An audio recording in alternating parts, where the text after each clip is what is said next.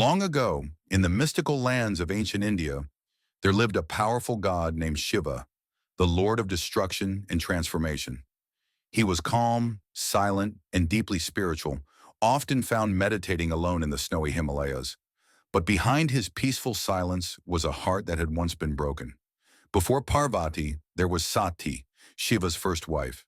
She loved him deeply, but her father, King Daksha, did not approve of their marriage. One day, Daksha held a grand ceremony and insulted Shiva in front of many. Sati, heartbroken by her father's words, gave up her life in protest. When Shiva learned what had happened, he was devastated. In his sorrow and anger, he withdrew from the world and went into deep meditation, far away from everything. Years passed. Sati was reborn as Parvati, the daughter of the mountain king Himavan and Queen Manavati. From the moment she was born, Parvati felt a strange connection to Shiva. She heard stories about him, about the meditating god who lived in the mountains, and felt drawn to him. As she grew older, her love and admiration for Shiva only grew stronger. She knew deep in her heart that she was meant to be with him. But Shiva was lost in his own world. He had shut his heart to love. No words, no gifts, no prayers could bring him back. So Parvati made a decision. If she truly wanted Shiva's love, she would have to show him her devotion, not with words but with action. She gave up her luxurious palace life and went into the forest. There she began a long and difficult tapasya, or meditation. She stood under the sun, through rain, through storms, and through hunger. For years she focused only on Shiva, praying with all her heart. Her dedication moved the gods. Even Shiva, in his deep meditation, began to feel her energy.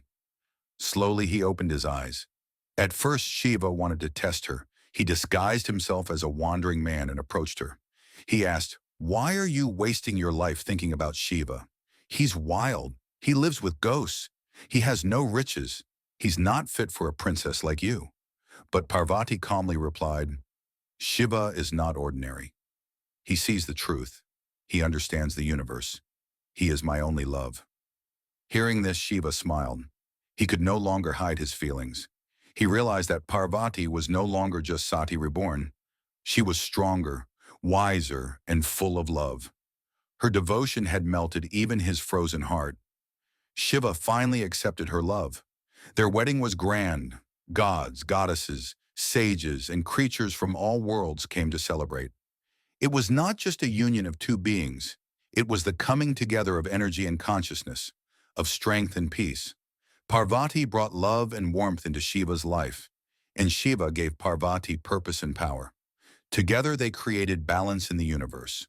They became the perfect pair. Over time they had two sons, Ganesha, the remover of obstacles, and Kartikeya, the god of war. But beyond their family and divine duties, Shiva and Parvati continued to share a deep bond of friendship, respect, and eternal love. Their story reminds us that true love is not about looks, wealth, or status. It's about patience, faith, and never giving up, no matter how long it takes. Parvati waited through lifetimes to be with Shiva, and Shiva, once heartbroken and distant, found love again through her devotion. Even today, people remember their story when they pray for love that is deep, spiritual, and lasting. Because in the end, the love of Shiva and Parvati is not just a story.